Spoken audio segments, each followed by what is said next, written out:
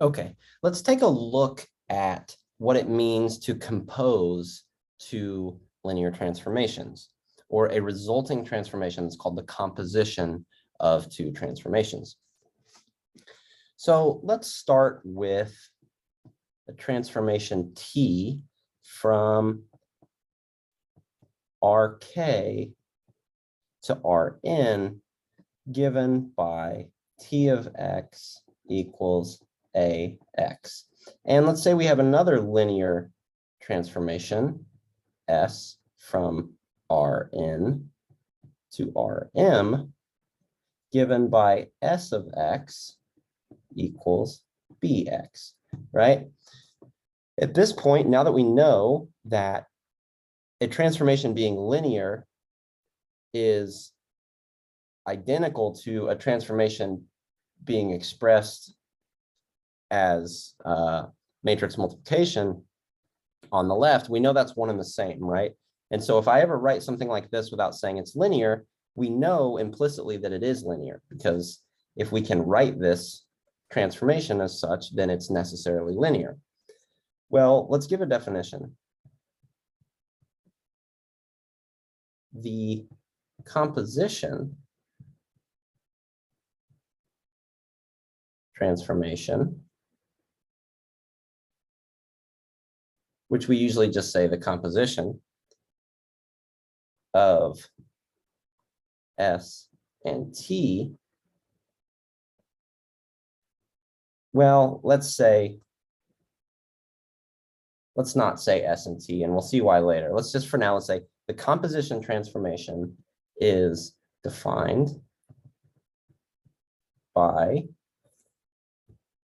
and we write this as S compose T. And this is a map from Rk to Rm.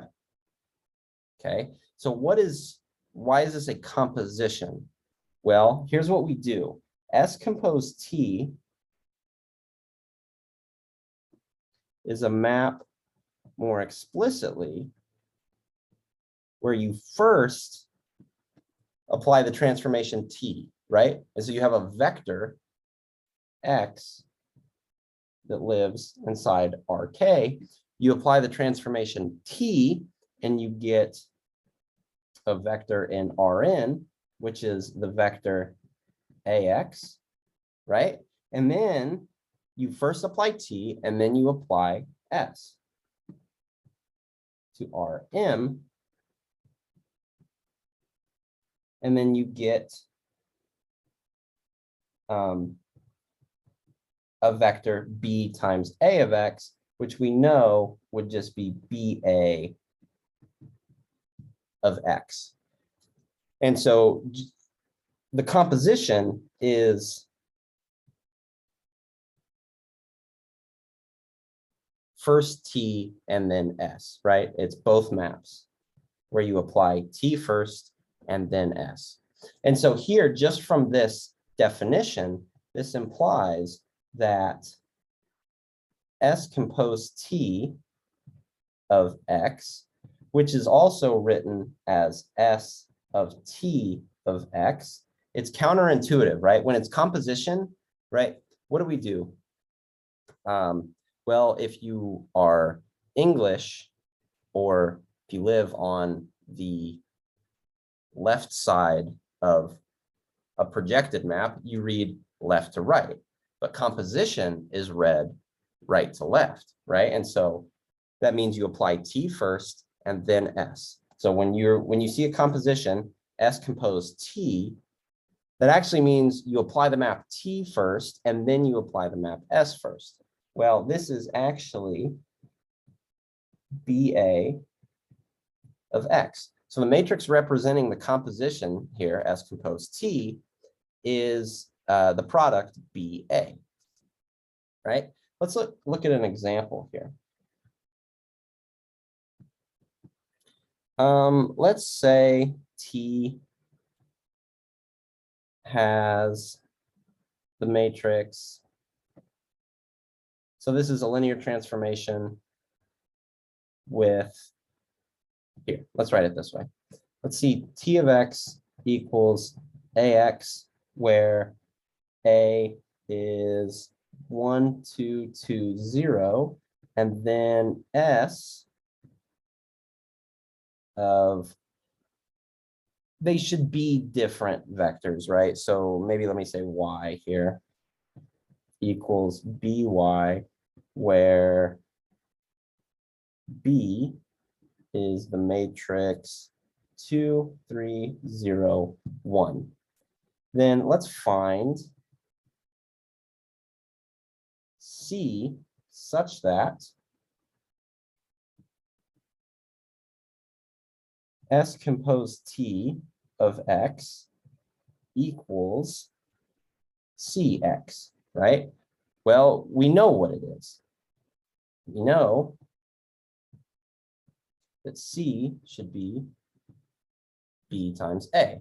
So to find the composition here, or the matrix representing the composition, all we need to do is find the product B times A. So what is B times A? That's going to be 2, 3, 0, 1 times 1, 2, 2, 0, which is going to be, let's do an exercise in matrix multiplication.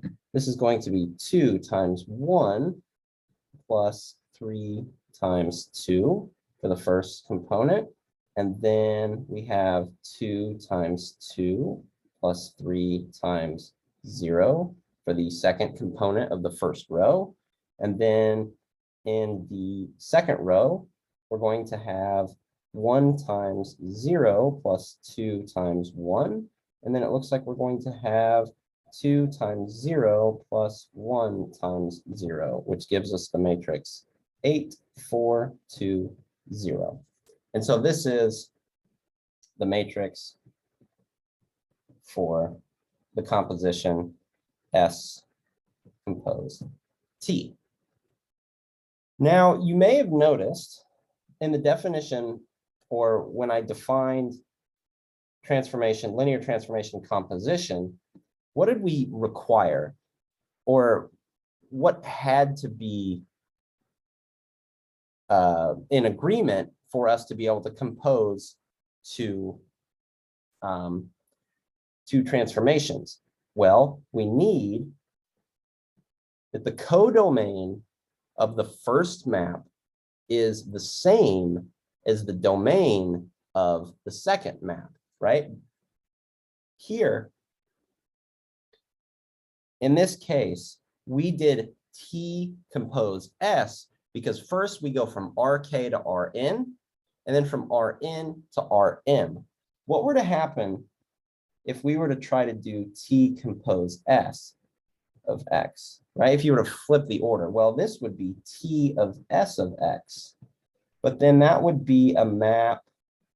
Well, this would be a map from well, first we'd go from RN to RM, but then we would need to go from RK to RN, right? But we can't do that because in general, RK,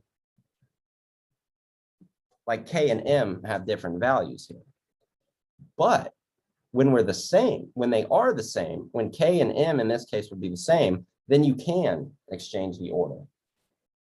The most important case is when the dimensions are the same. Like, let's look at this example here, right? Both of these transformations, T and S, are both functions from R2 to R2, right? And so you could take both T compose S and S compose T, right?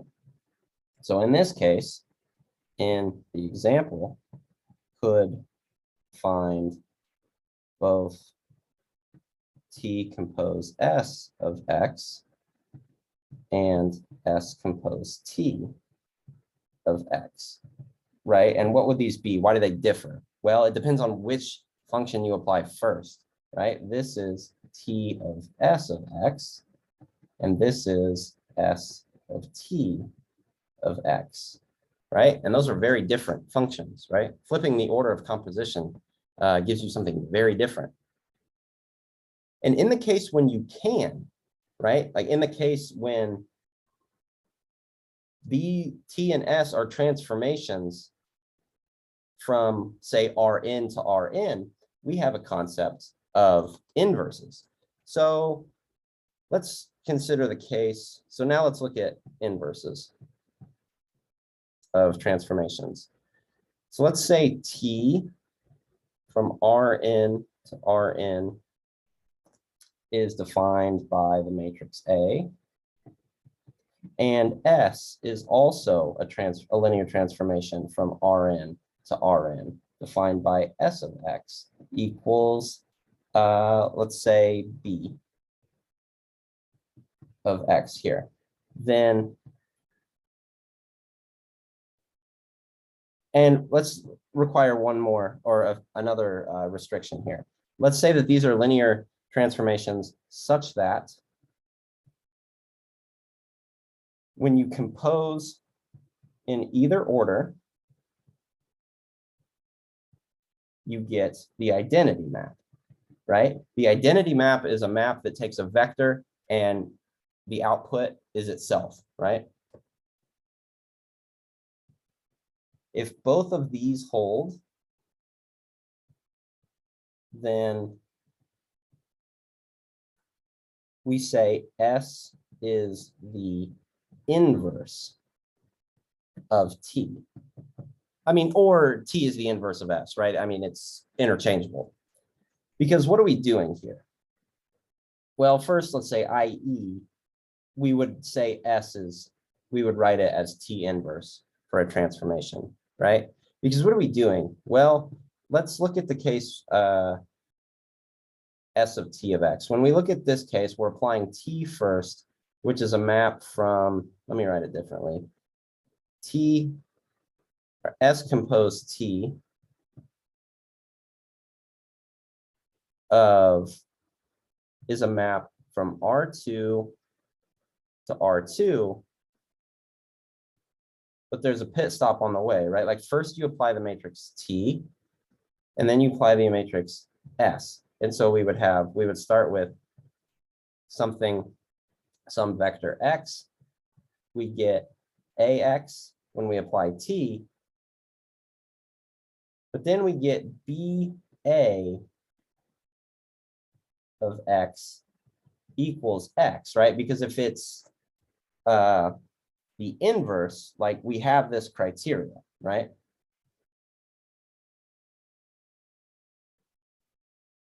If we have this criteria, well, then this implies that B is just A inverse. It has to be, right? If you take the product of A times or B times A, and then you multiply that by the vector X, and you get that vector back, well, then B has to be the identity, right? Because then you're just taking the identity times X, which is X. So what we also have is that, and so this is, let's see how I wrote it. I wrote it as a theorem. If, let's say if T is a map from Rn to Rn, and T of X equals AX, then T inverse, which is also a map from Rn to Rn, is given by T inverse of X equals A inverse of X, right? And so what this means now is, right, what could we conclude from this? We can conclude the following theorem. For T, a linear transformation from Rn to Rn, T inverse exists if and only if A is invertible, right? For a linear transformation, you're not guaranteed that an inverse exists. And this is true exactly because you're not guaranteed that every square matrix is invertible, right? Those that have determinant 0 or singular matrices are not invertible. So a transformation induced by a determinant 0 matrix would not have an inverse. And so this gives us a way to find the inverse, because we know how to compute the inverse of a matrix, well, that means we know how to understand the inverse of a transformation. So here's kind of a very quick example, right? If you had T from R2 to R2 with A, right, is the corresponding matrix given by 2, 3, 3, 4, you could ask, does T inverse exist? And the answer is yes, since A inverse exists, right? How do I know that? Well, I know that because the determinant of A is, well, it's 8 minus 9, which is -1, which is not 0, right? And so that means A is invertible, which means T inverse exists. And then to find the matrix for T inverse, you need to compute A inverse, which would just be -4, 3, 3, 2, right? And this would satisfy T inverse of X equals A inverse of X. Okay. So this wraps up our introduction to linear transformations, theorems, properties, how to compute them, the composition and inverse of transformations. And we'll still be talking about transformations quite a lot, but now we'll go more in depth from what we've learned here.